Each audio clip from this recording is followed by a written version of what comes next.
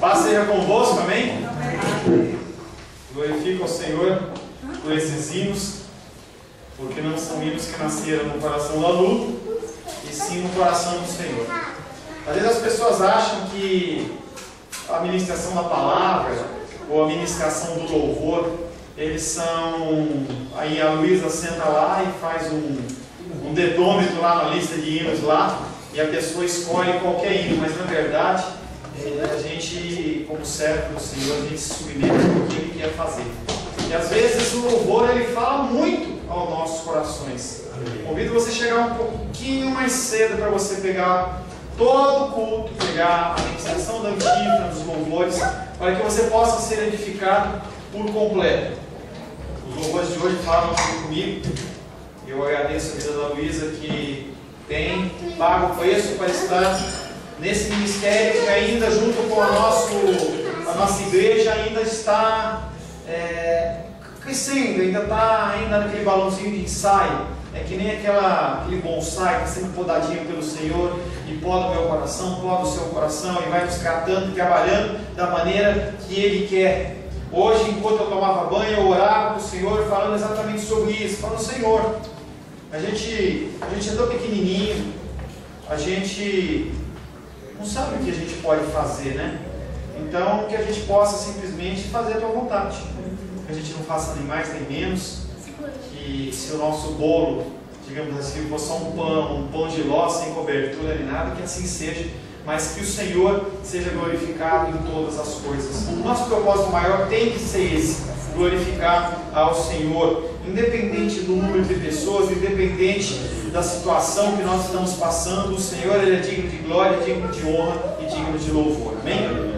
Quero convidar você a abrir a palavra de Deus em Colossenses, capítulo 2. Colossenses, capítulo 2. Nós vamos ler do verso 1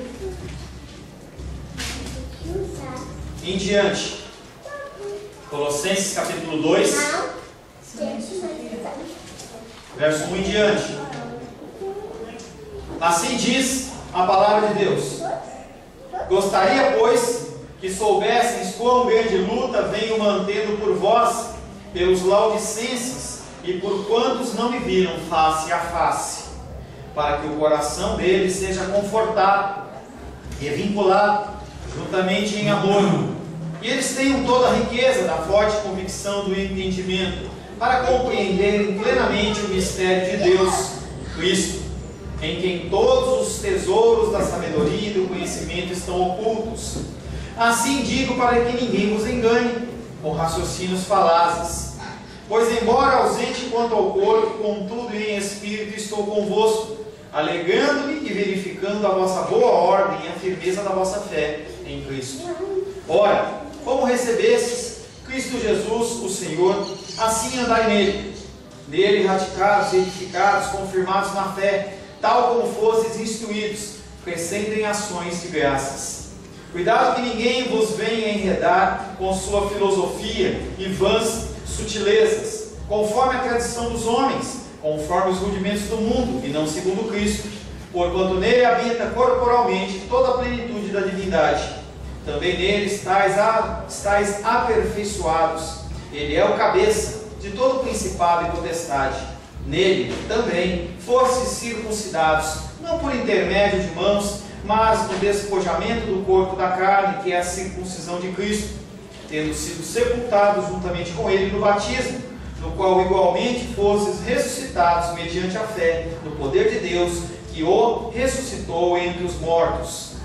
E a vós outros que estáveis mortos pelas vossas transgressões e pela incircuncisão da vossa carne, vos deu vida, juntamente com ele, perdoando todos os nossos delitos, aleluia, tendo cancelado o escrito de dívida que era contra nós, e que constava de ordenanças, o qual nos era prejudicial, removeu inteiramente, encravando-o na cruz, e despojando os principados e as potestades, publicamente os expôs ao desprezo, triunfando deles na cruz. Até aqui, palavra do Senhor, amém? Amém. Senhor, em nome de Jesus, Nós lemos a Tua palavra que é viva e eficaz, mais cortante que uma espada de 2 gumes, chegando ao ponto de dividir medula, de dividir, Pai querido, nossos sentimentos, dividir, Pai querido, as coisas que não podem ser divididas, Pai. Nós nos colocamos na Tua presença nesta noite, Pai, nesse dia que ainda está claro, para louvar, adorar e bendizer o Teu nome. Nós, Pai querido, a começar por mim, queremos um recado santo vindo do Senhor.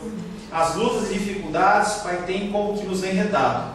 Pai querido, temos sido como que submersos muitas vezes em densas trevas, Pai. E nós buscamos a Tua luz, porque a Tua palavra é a luz para os nossos caminhos. Pedimos que o Teu Espírito Santo nos dê o entendimento nessa noite. Pai, eu careço do Senhor, careço do Teu Espírito Santo me capacitando no falar, Pai. A Tua palavra ela é rica, a Tua palavra é preciosa, e eu não sou digno, Pai querido, de proclamá-la, por isso eu dependo do Teu Espírito Santo. Clamo também que o Teu Espírito traga um entendimento para os Teus filhos, que eles possam, Pai querido, de alguma maneira, receber esta mensagem, e eles possam aplicar nas suas vidas, e assim, Pai querido, edificar um altar santo de louvor e adoração ao Senhor. Oramos em nome de Jesus. Amém. Glórias ao Senhor. Semana passada, nós falamos sobre os argumentos humanos que são uma afronta contra Cristo. O engano está no ar, sempre existiu e sempre vai existir. Nós que queremos servir a Deus, devemos nos afastar desse tipo de fermento. E como eu fiz na semana passada, deixo um versículo que ele simboliza a palavra da semana passada. Um pouco de fermento leveda toda a massa. E aí as mulheres que fazem pão, elas sabem muito bem do que eu estou falando. Não permita que o foco seja tirado de Jesus Cristo e Jesus Cristo crucificado. Ele é completo, Ele é suficiente para você. Não há necessidade de inserir mais nada, não há necessidade de nenhum tipo de fermento, como que nós falamos na semana passada. O título da palavra de hoje é o selo espiritual que recebemos de Cristo.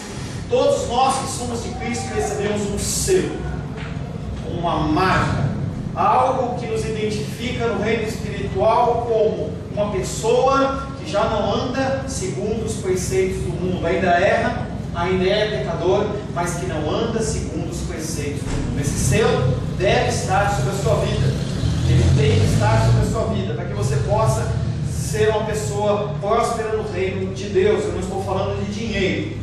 Colossenses capítulo 2, verso 11, é o primeiro versículo, e diz o seguinte: nele fostes circuncidados por uma circuncisão não feita por mão de homens, mas pelo despojamento da vossa natureza carnal. Essa é a circuncisão de Cristo. Nele, em Cristo, vós fostes circuncidados, não uma circuncisão feita por mãos humanas, mas pelo despojamento. Nossa natureza carnal ela é limpa, ela é despojada de toda a sujeira. Essa é a circuncisão de Cristo. E eu montei uma pequena tabelinha falando da antiga circuncisão e a nova circuncisão. A antiga circuncisão ela era uma operação manual, uma pequena cirurgia. Nos tempos mais antigos se fazia até de uma forma brutal, com algumas pontas de faca, mas era uma pequena cirurgia. A nova circuncisão ela é uma obra do Espírito Santo e ela não é feita por mãos, é feita sem mãos. Na antiga era uma remoção de excesso de pele no prepúcio. Na nova, despojamos e lançamos fora da totalidade da nossa natureza o pecado. Na antiga o pacto era através de Moisés. Na nova o pacto ele é através de Jesus Cristo. Aqui aparece uma controvérsia entre o ensino verdadeiro e o ensino dos falsos apóstolos, os quais confundiam a lei com o evangelho e por esse meio tentavam criar e apresentar um novo Cristo. Eu tenho falado algumas vezes a respeito disso. O evangelho verdadeiro ele é um. O evangelho verdadeiro ele não é maquiado, ele não é um evangelho ao algodão doce, e ele é utilizado basicamente para expor a tua podridão, para que você saiba o que você é, saiba que você precisa desse Deus e que você carece dessa salvação. Basicamente, o Evangelho, ele mostra uma cruz, ele mostra sofrimento, e as pessoas aí fora têm apresentado um Evangelho diferente do Evangelho que o próprio Jesus Cristo apresentou. E para que eles possam maquiar, para que eles possam dar uma roupagem mais santa, eles trazem a nós um Cristo que não é o Cristo verdadeiro. É um Cristo de olhos azuis, é um Cristo forte, é um Cristo que dança numa rave, é um Cristo que permite uma série de coisas, um Cristo que ele é legal, ele é um Cristo que você não trata ele como Senhor e Salvador, mas trata ele como o cara. Como tem uma apresentadora de televisão que fala assim, o cara lá de cima. Ele não é o cara lá de cima, ele é o Deus vivo. E esse Jesus Cristo, ele vai sendo como que transformado, deformado, e é um novo ser que está ali sendo adorado, mas não é aquele ser que foi crucificado, morto e ressuscitou.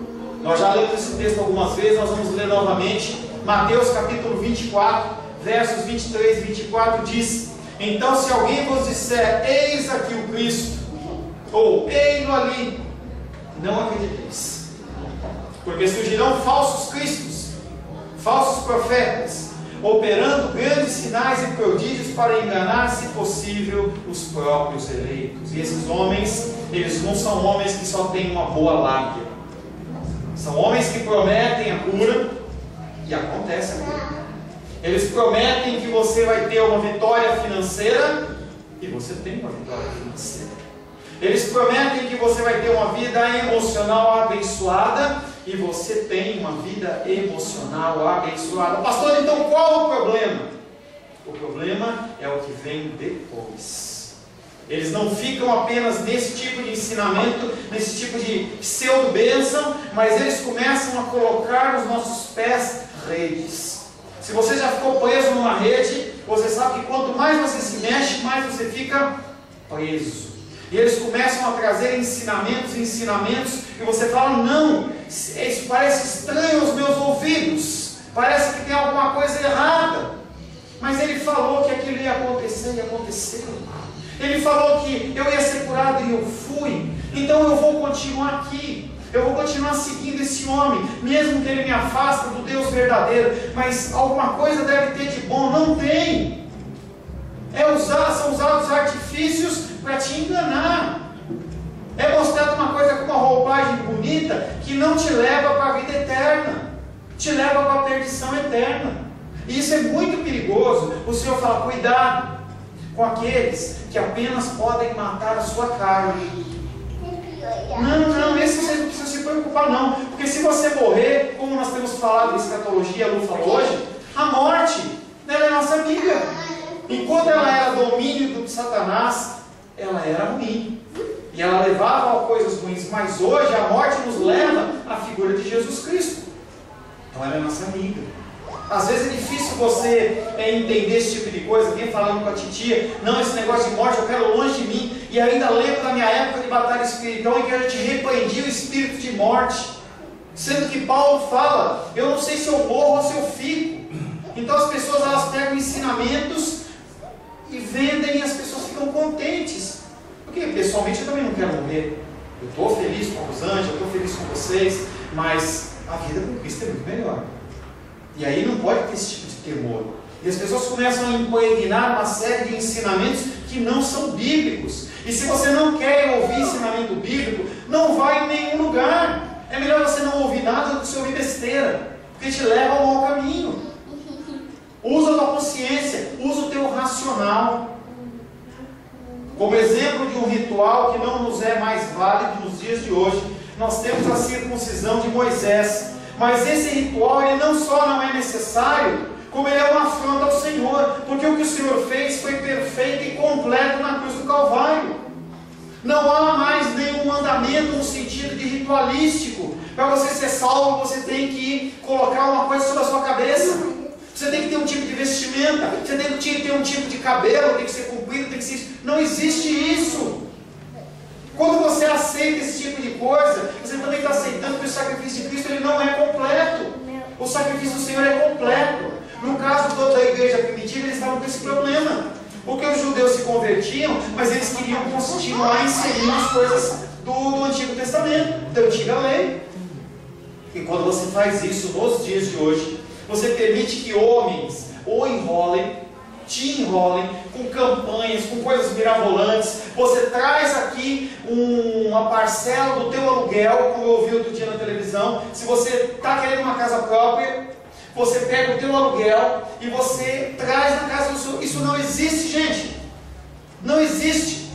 Você entregar o dízimo na casa do Senhor, a tua oferta, é um mandamento e requer obediência. Mas você não vai receber algo em troca. Você não vai ser mais próspero. Pode ser que você continue na miséria. Pode ser que você continue com dificuldades. Não vai te faltar o pão, porque a palavra de Deus diz que não vai faltar o pão. Não vai faltar o alimento, não vai faltar o vestuário. As coisas básicas do Senhor Ele vai suprir para você. Mas não tem essa de você trocar. Eu dou 1.000 e eu vou receber 10.000. Nem aplicação do mundo existe isso. O nosso Deus, se quiser fazer, Ele faz. Mas não existe esse tipo de essas regras. E as pessoas começam a criar campanhas. Outro dia eu vi a campanha do docinho. Você é docinho, porque a sua vitória tem sabor de mel. Que vitória! Nós estamos aqui no sofrimento diário. Você olha a tua vida e você vai ver quanta luta e dificuldade você passa. Desde o acordar até o dormir. Quantas lutas e dificuldades, discussões familiares, problemas de saúde. E não tem nenhum sacerdote que pode mudar isso. Eu não posso mudar isso na sua vida. O único que pode fazer isso é Cristo. E se Ele quiser. Então nós temos que entender que coisas têm sido apresentadas a nós que não são verdade. E mais do que você ser enredado, você está falando, o sacrifício de Cristo na cruz do Calvário não é suficiente para mim. Não é suficiente. Então eu preciso de mais uma coisa. Eu preciso de uma arquinha, eu preciso de um óleo ungido, eu preciso disso, daquilo, da rosa. Sempre lembro desse exemplo. A pessoa falou para a titia, para minha tia, toque a rosa ungida. Simboliza a presença de Deus. Essa flor representa a presença de Deus. Representa. E quando ela murchar, quer dizer que a presença de Deus foi embora? São coisas que as pessoas inventam. E na outra semana é mais uma flor. E na outra semana é mais um tijolo. É mais uma coisa aqui, uma coisa lá. Gente, não se deixe enredar por essas coisas. É Cristo quem circuncida o meu coração e circuncida o seu coração. Não são procedimentos humanos. O apóstolo Paulo diz, Colossenses, não permitam que esses mestres do engano e do erro te enganem, como se vocês necessitassem ser literalmente circuncidados a fim de triunfar sobre as suas próprias carnes. Entenda uma coisa, preceitos humanos não podem te garantir a salvação. Nada que é terreno, nada que é humano pode te garantir a salvação.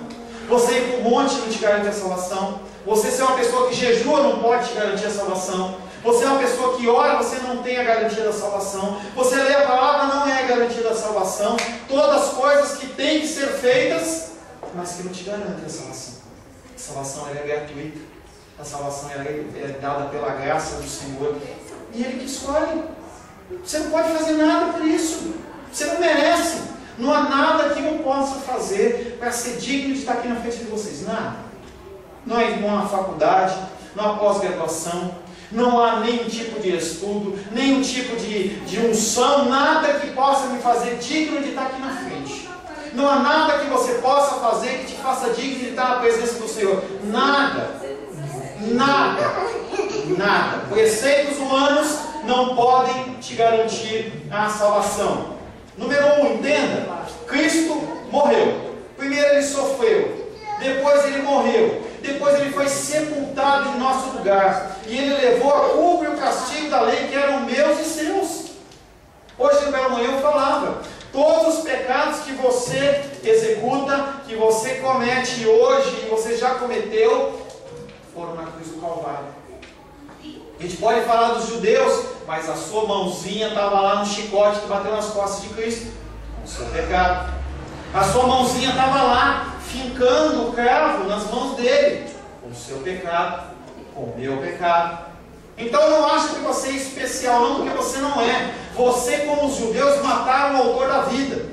E se você não estava 2015 anos atrás, no dia de hoje, quando você o rejeita, quando você o repudia, quando você não age segundo os caminhos que ele ordena, você faz o mesmo. Você expõe ele novamente a isso. É como se você falasse assim: não foi satisfeito, não foi suficiente, Jesus. Sobe mais um pouquinho, porque eu quero satisfazer o meu desejo, eu quero satisfazer o meu pecado.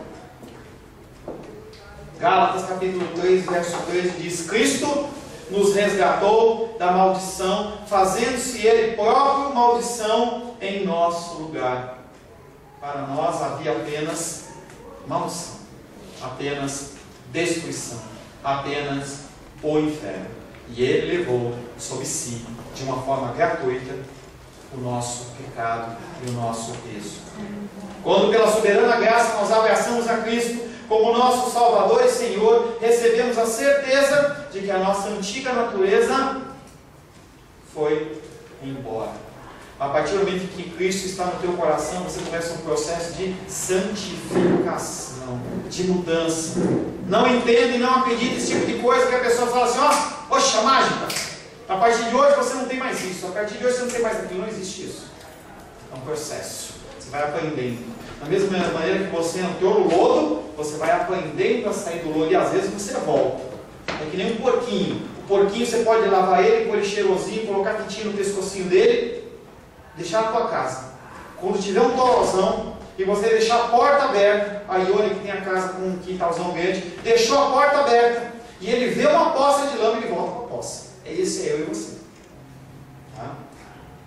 Romanos capítulo 5, verso 1 e 2 diz: Justificados, pois, mediante a fé, temos paz com Deus por meio de nosso Senhor Jesus Cristo, por intermédio de quem obtivemos igualmente acesso pela fé a esta graça no qual estamos firmes e nos gloriamos na esperança da glória de Deus. Você foi justificado.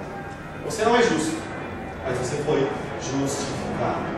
Os pecados que estavam sobre a sua vida foram depositados sobre a vida de Cristo, sobre o corpo de Cristo. Por meio da sua completa obra da humilhação, e ele foi humilhado de uma maneira total e completa, de uma maneira que nem um ser humano foi e nem será, nem um santo, nem uma pessoa que foi martirizada sofreu como ele sofreu.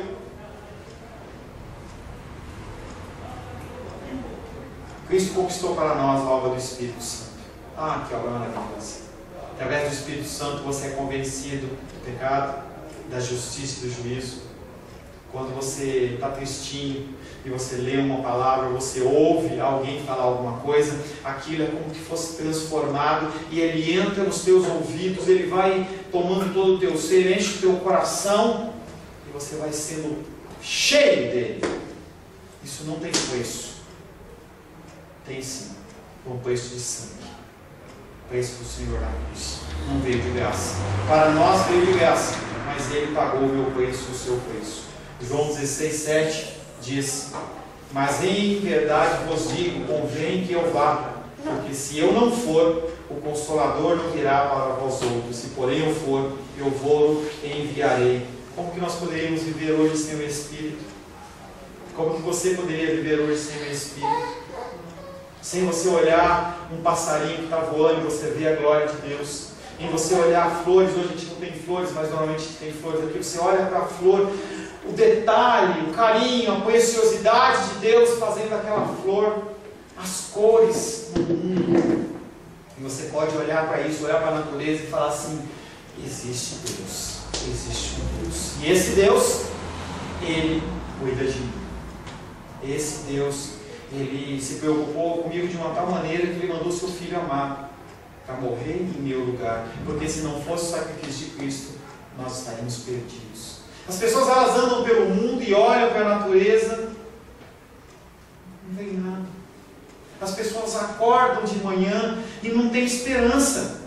Se está chovendo, é porque está chovendo. Se está sol, é porque está sol. Se está calor, é porque está calor. Se está frio, é porque está frio. A pessoa não tem esperança. Aí ela começa a se perder, vai se perdendo, usa drogas, usa uma série de coisas, começa a se perder na vida, depressões, síndrome do pânico, a pessoa não consegue mais sair de casa porque ela não vê esperança nenhuma. Que vida seria a sua sem esperança? Que algo iria acontecer, que algo pode acontecer. Nós com as nossas enfermidades, que esperança seria para você se você não soubesse que algum dia você estaria livre daquilo? Imagina você ficar com essa dor, com essa enfermidade, a eternidade inteira. Mas você tem esperança.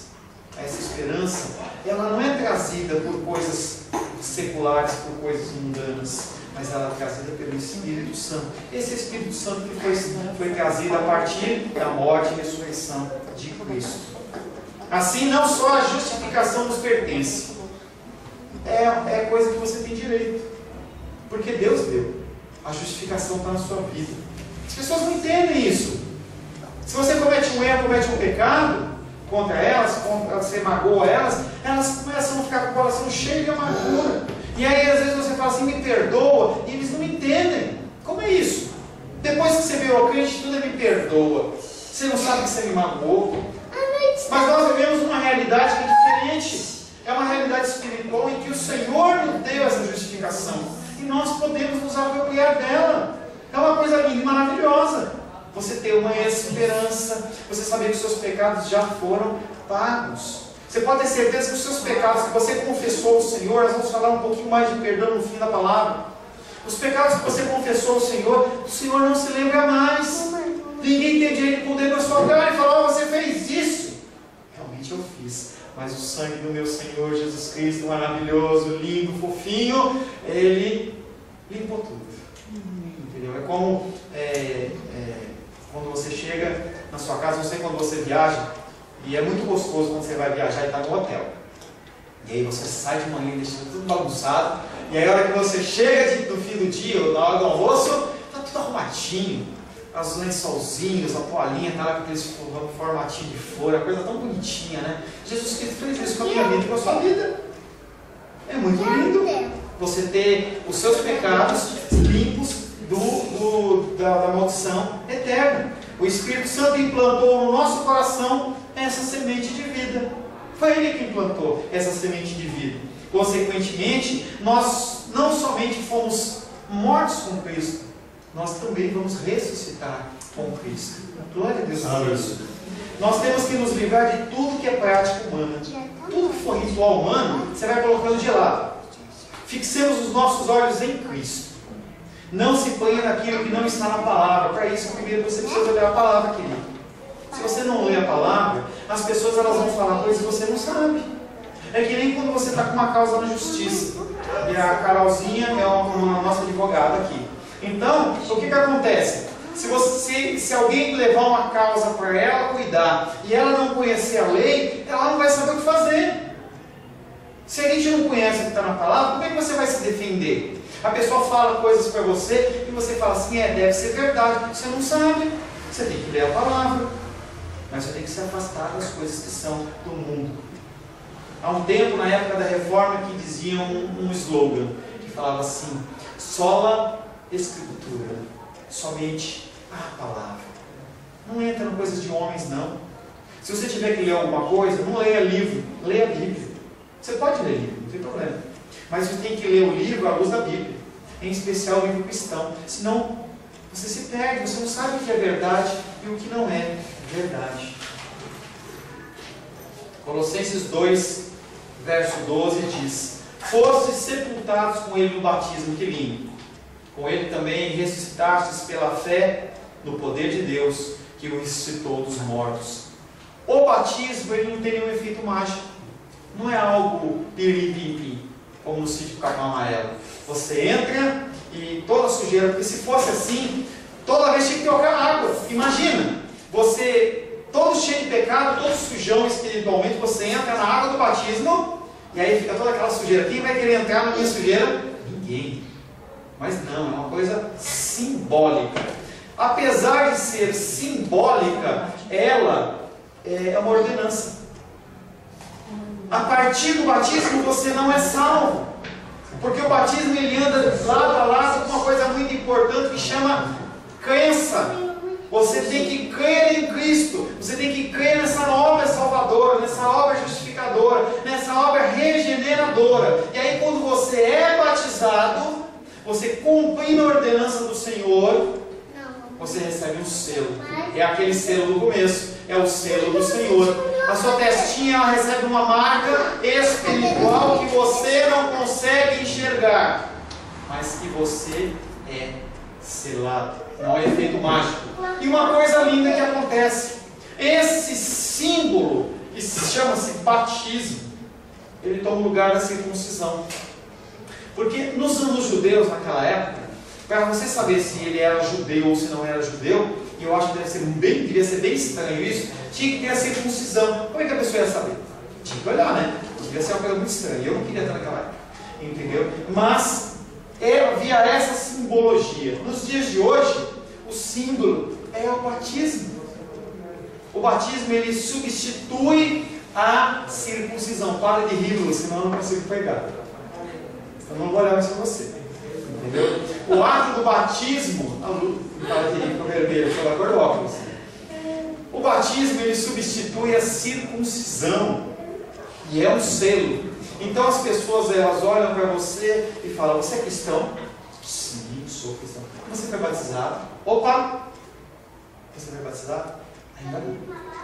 Ainda não. A gente vai fazer batismo. Um dia a gente vai fazer batismo na nossa igreja. Mas eu não estou preocupado. Porque o importante é fazer vocês crerem. No dia que a pessoa sentir no coração e ela se sentir movida pelo Senhor, a gente vai dar um jeito de arranjar uma piscina e um rio, sei lá como nós vamos fazer isso, e nós vamos executar o batismo como um símbolo. Mas o mais importante é a crença. E a crença, ela não é uma crença simplesmente falar, eu creio. Já temos falado bastante sobre isso. Você crê, mas você coloca aquelas coisas em prática na tua vida. Quando você vê transformação na vida, é uma coisa diferente. Então, batismo é apenas um símbolo. O batismo ele toma lugar do rito da circuncisão em relação à salvação. Romanos capítulo 4, verso 11 diz: e recebeu o sinal da circuncisão como selo da justiça da fé, quando ainda era incircunciso, para vir a ser o pai de todos os que creem, embora não circuncidados, a fim de que lhes fosse imputada a justiça. Então, Jesus Cristo, Ele traz sobre a minha vida e sobre a sua vida esse selo, essa circuncisão espiritual.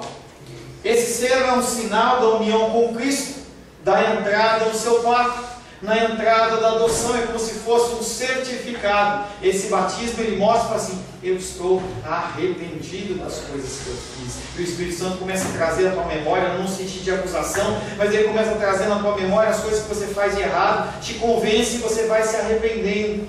Falei para alguns, há uma semana passada, estava lendo um livro, e o livro ele me constrangia, Pecados Intocáveis. E eu li o livro, vi o cara falar do pecado, e eu falava assim, opa, está falando comigo. Fechava o livro, Senhor, em nome de Jesus, me perdoa, assim, assado, parece um louco. E eu pegava o livro e li mais um pouquinho, e aquilo ali foi falando comigo, mas não foi a minha justificação, não foi o meu entendimento, foi o Espírito Santo que foi me convencendo. 1 Coríntios 12, 3 diz: por isso vos faço compreender que ninguém fala pelo Espírito de Deus, que fala pelo Espírito de Deus afirma, anátema Jesus, ou maldito Jesus. Por outro lado, ninguém pode dizer Senhor Jesus, senão pelo Espírito Santo. Mas cabe dizer o que Jesus está falando. Nós falamos no começo, tem falsos cristos que estão sendo apresentados, e você não pode estar em qualquer lugar. Eu não estou dizendo para você que aqui é o melhor lugar. Eu tenho muito erro, muita falha. Nossa igreja é uma igreja pequena, informação, tá? Muitas coisas a gente ainda vai trombar com erros e falhas, mas muito cuidado aonde você vai. Às vezes eu repreendo algumas pessoas e falo assim, mas eu vi isso na televisão. Eu falo para o irmão, para de ver isso. Isso vai confundir sua cabeça. Vai dormir, vai fazer qualquer coisa, mas não assiste isso. O canal sábado de manhã é recheado de coisas, tanto bênção como não bênção. E se você não sabe discernir o que é, sua cabecinha fica complicada. Porque você vai na igreja e ouve uma coisa, aí você vai lá na televisão e vê, pô, pera um pouquinho, a igreja desse homem tem 3.000 pessoas, o horário de uma televisão dessa custa milhões, e como é que o cara, Deus não está com esse cara? Aí você começa a pensar, qual que é, qual que não é? Você acha que você vai pender para qual? O certo ou errado? Seu coraçãozinho, como o meu coração, vai pender para o que é errado. vai pender porque é o desejo do nosso coração. E se ele fala algo que te agrada, piorou. Cuidado com isso. Cuidado com isso. Vocês já receberam uma circuncisão muito melhor, a circuncisão do coração e da vida. O Jesus Cristo de vocês é um Jesus Cristo completo e não precisa de nenhum fermento, nenhum tipo de ritual que não esteja na palavra. Há mandamentos que nós precisamos seguir, sim. Colossenses capítulo 2, verso 13 diz o seguinte: e a vós que estáveis mortos, você sabia que estava morto? E a vós que estáveis mortos por causa dos vossos pecados e pela incircuncisão da vossa carne, Deus vos deu a vida juntamente com Ele, perdoando-vos todos os pecados. Tem muita gente que acha que está vivo. Nós estamos chegando na época do carnaval e as pessoas elas vão para as ruas, elas vão ser rainha da bateria, vão ser passista, vão gastar o dinheiro do ano inteiro num abadá para poder desfilar atrás do trio elétrico. E se você ligar nessa televisão, você vai ver os semblantes dessas pessoas. É uma aparente felicidade, mas é uma felicidade falsa. É uma felicidade de pessoas que estão mortas. Quando chegar na quarta-feira de cinzas e essas pessoas olharem para a vida delas, o que elas fizeram, e elas chegarem a pesar o que elas fizeram, o que deixaram de fazer, vai ser gerada uma grande tristeza. Para algumas mulheres, depois de 9 meses, vai ter o resultado do carnaval: filhos que nascem, filhos sem pais, estruturas totalmente destruídas. Eu lembro que quando eu era novo, tinha uma amiga minha que ela era novinha, ela tinha 13 anos e ela engravidou numa situação dessas. A vida dela destroçou. O papai ajudou, a mamãe ajudou, mas mesmo assim aquela criança foi criada num contexto totalmente complicado. O rapaz tinha 17 para 18 anos, totalmente sem estrutura para constituir uma família, e aquilo joga uma bomba lá para frente. Aquela vida é gerada no meio de uma confusão tremenda, sofrimento, dor, rejeição, humilhação. Tudo isso decorre desses momentos de prazer momentâneos. Cuidado com os prazeres momentâneos. Invista o seu dinheiro em algo que é eterno. Não invista no momento, naquele momento só, porque isso vai trazer na sua vida dor, sofrimento e humilhação. Decisões que você tomou no passado têm efeito ainda hoje. Se você for olhar a sua vidinha daí para trás, você vai ver aquela decisãozinha que você tomou, que não foi pautada nos caminhos do Senhor. Você não foi na frente do Senhor perguntando o que ia fazer, e até hoje você geme, porque você tomou a decisão lá atrás. Mas o Senhor, Ele, como é aquele que transforma a maldição em bênção, e Ele não promete que você tenha de novo aquilo que você tem, porque Ele tem algo muito melhor. E a coisa melhor não é um carro zero, não é um outro emprego, e sim a vida junto com Ele. Efésios capítulo 2, verso 11 e 12 diz: portanto, lembrai-vos que outrora vós, gentios na carne, chamados incircuncisos pelos que se chamam circuncisão, feita pela mão de homens, vós estáveis naquele tempo sem Cristo, separados da comunidade de Israel e estranhos ao pacto da promessa, não tendo esperança e sem Deus no mundo. Que vida triste! Você não ter Cristo no teu coração é triste. Você tem um Cristo falso no seu coração é triste. Porque quando vem a luta e vem a dificuldade, o livro de Efésios diz isso, que você estando cingido de todas as peças da armadura espiritual, você firma os seus pés e aguarda. Não tem essa palavra de quando você está na igreja não tem luta. Não existe isso. Não existe isso. Isso é uma mentira. É atraindo, é como se você estivesse atraindo as abelhas com uma flor, só que é uma flor de plástico. Não é uma flor verdadeira. Quando a abelha vai ver, aquela flor não tem mais pólen para dar, não tem nada para dar. Quando você está na igreja, você continua sofrendo. Pastor, qual a vantagem então? A vantagem é que você vai ter uma esperança de que alguma coisa muda na sua vida e você vai sendo transformado, e aquela dor que antes doía muito, dói um pouquinho menos. Você começa a entender os desígnios do Senhor conforme você vai vivendo. conforme você vai passando as lutas e dificuldades. Mas longe do Senhor é dificuldade e sofrimento sem esperança. Aí é depressão, síndrome do pânico, remedinho tarja preta, porque não tem outra coisa a ser feita. Revistamos-nos como eleitos de Deus, santos e amados de um coração compassivo. Busque um coração compassivo, um coração cheio de bondade. Chega de ser ruim, tenta ser bom com as pessoas, ajuda as pessoas. Eu tenho exortado vocês a ligar para os membros da tua igreja, para os teus irmãos, e perguntado como você está. Você está precisando de alguma coisa? Posso orar por você? Tenha bondade no teu coração, seja humilde, seja manso, suporte uns aos outros e perdoe os pecados dos outros. Não fica guardando amargura no teu coração. A pessoa te magoou, a pessoa te lesou, te entristeceu. Perdoa, deixa ir embora. Quem é o seu juiz, quem é o seu vingador? É o Senhor. E eu convivo com algumas pessoas, parentes e familiares, que a pessoa continua buscando 10 anos atrás aquilo que a pessoa fez, e a pessoa não consegue viver a beleza do dia de hoje. Não consegue, porque está amargo. Está amargo, e toda vez que você vai tomar esse copo, ele está amargo. Porque se você não liberar, se você não tirar isso continua no teu coração. O tempo não faz passar não, querido. O tempo vai ficar mais amargo ainda. Porque quando você lembra, traz aquele gosto de fel na boca. Aquela pessoa fez aquilo comigo, e ela continua desse jeito, e vai continuar. E você tem que se libertar disso. Perdão. Perdão de Deus. Esse perdão, ele é um perdão que primeiramente ele é gratuito. Ele é gratuito e totalmente merecido da parte do homem. Você não merece o perdão de Deus. Entenda isso, tá? Você não merece o perdão de Deus. Romanos 3:24 diz: sendo justificados gratuitamente por sua graça, mediante a redenção que é em Cristo Jesus. O perdão de Cristo para você, ele é gratuito. Ele é abundante, ele não é uma gotinha, não é parcela, não é parcelado. Não é uma dose, mas ele é abundante.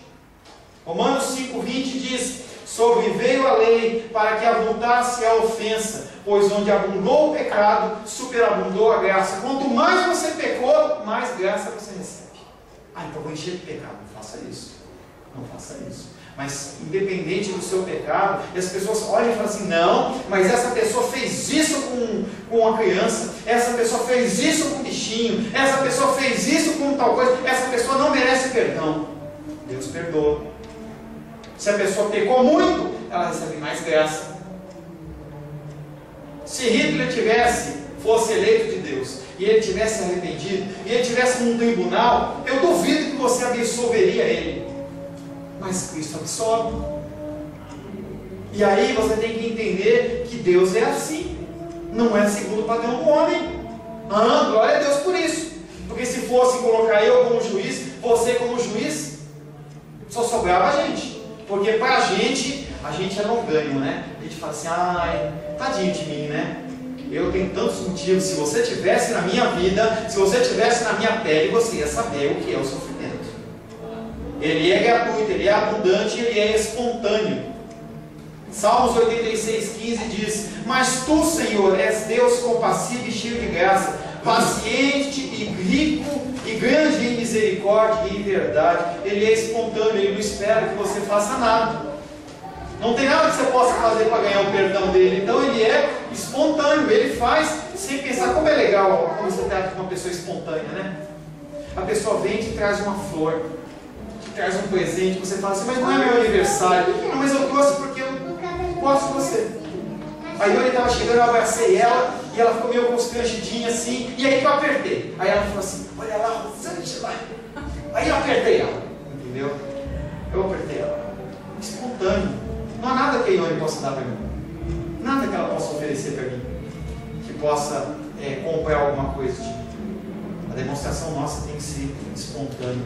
E ele é garantido. Olha, garantido. Não é a garantia da Mitsubishi, que é 2 anos além da Copa, não. Ele é garantido. Se você é salvo, você nunca mais se perde. Mas aí você entende que não é para você cair na gandaia. E aí o conceito dessas pessoas é porque elas acham que são salvas e não são salvas. A pessoa que ela é salva, ela tem mudança de comportamento. E ela não entra nisso. João 3,18 diz: quem nele crê não é julgado. Olha que lindo. Vai ser julgado do quê? Não levou o pecado? Não é julgado. O que nele crê, o que nele não crê, esse já está julgado. Porquanto não crê no nome do Filho unigênito de Deus. E como que a gente recebe esse perdão, pastor? Como é que a gente faz? Deve primeiramente existir uma genuína tristeza pelo pecado. Você está pecando, você sabe que você tem feito errado. Seja murmuração, mentira, o que quer que seja. Comece a sentir tristeza, mas essa tristeza ela não provém do teu coração. Apresenta nos pés do Senhor para que Ele possa gerar no seu coração essa tristeza. Não é uma tristeza humana, mas é uma tristeza divina. 2 Coríntios 7,10 diz: porque a tristeza, segundo Deus, ela produz arrependimento para a salvação, que a ninguém traz pesar, mas a tristeza do mundo traz e produz a morte. Quando você tem uma tristeza que é do mundo, ela não gera nada de bom. Mas a tristeza que provém de Deus te gera em você arrependimento, e você vira, você se torna, você se transforma numa pessoa melhor à imagem do Senhor. Como receber esse perdão? Deve existir um desejo ardente de abandonar o pecado. Também não é algo que você vai conseguir fazer por conta própria. Você tem que falar para Deus: Deus, eu quero abandonar esse pecado, e o Senhor precisa colocar isso no meu coração. Eu quero parar de mentir. Eu quero parar de me atrasar na igreja. Eu quero parar de falar qualquer coisa. Eu quero parar com isso. Mas eu não consigo. Eu não consigo. Quando está na hora de acontecer alguma coisa, eu vou e faço. Eu sei que está errado, mas eu faço. Provérbios 28:13 diz: o que encobre as suas transgressões jamais prosperará, mas o que confessa e deixa alcançará a misericórdia. Você acha que Deus não sabe dos seus pecados? Mas Ele espera que você entre na presença dEle e apresente o seu pecado. Ele está aguardando você fazer a sua parte. A dele, na cruz do Calvário, Ele diz que está consumado. Ele já fez a parte dele. E por último, deve existir a disposição no coração para fazer como Deus fez com você. Tem que ter isso no teu coração. Não é só para mim, para mim, para mim. Você também tem que estar preparado a perdoar as pessoas que te magoaram. Efésios capítulo 4, versos 31 e 32 diz: longe de vós toda amargura, show amargura. Se eu estivesse lá em São Paulo, meu pastor Jonas, falecido, ele ia falar assim: gente, repete comigo, show amargura. E aí o povo falava, show amargura. Ele tinha uns efeitos bem legais, eu gostava bastante dele. Toda amargura, longe de vós. Toda cólera, longe de vós. Toda ira, longe de vós. Toda gritaria, longe de vós. Toda blasfêmia, longe de vós. E toda malícia, longe de vós. Antes do que? Antes de você ter o coração amargurado, colérico, irado, você gritar com os outros, blasfemar, antes de fazer isso, ao invés de fazer isso, você sabe o que você faz? Antes, sede uns para com os outros benignos, compassivos, perdoando-vos uns aos outros, como também em Cristo Ele vos perdoou. Esse é a receita do bolo. Você ter um coração livre das coisas humanas, livre dos preceitos humanos, se fixar em Cristo, se fixar no Salvador, abandonar preceitos, véus, abandonar rituais, campanhas, coisas que não te levam ao Senhor, mas te levam ao teu coração. Vai jogando longe e começa a se encher de Deus. Vai se enchendo de Deus. Lê a palavra, ora, busca. Deus, fala comigo, me ensina. Lá no banheiro, quando você está fazendo xixi, quando você está fazendo comida, quando você está caminhando, quando você está no ônibus, você começa a falar com Deus e fala: Deus, eu sou pecador, eu preciso do Senhor, me ajuda. E aí o Senhor começa a executar no teu coração. Ele vai implantando. Aí você acorda com uma tristeza no coração. Que tristeza é essa? Ai, porque eu fiz uma coisa errada. E aí você se arrepende. E aí você pede perdão para o Senhor. E na possibilidade você faz com que aquilo deixe de existir, aquele problema que foi criado. Como no caso do aquele que subiu a árvore lá. Zaqueu. Zaqueu, quando viu Jesus, e Jesus Cristo olha para ele e fala assim: convém que eu pouse hoje na sua casa. Ele era o pior dali. Ele fala assim: Jesus, eu vou devolver para aqueles que eu roubei. O quinto, porque eu roubei. Então ele se apropriou daquela coisa, daquela verdade, daquele momento de amor, mas também colocou algo em prática. Feche seus olhos.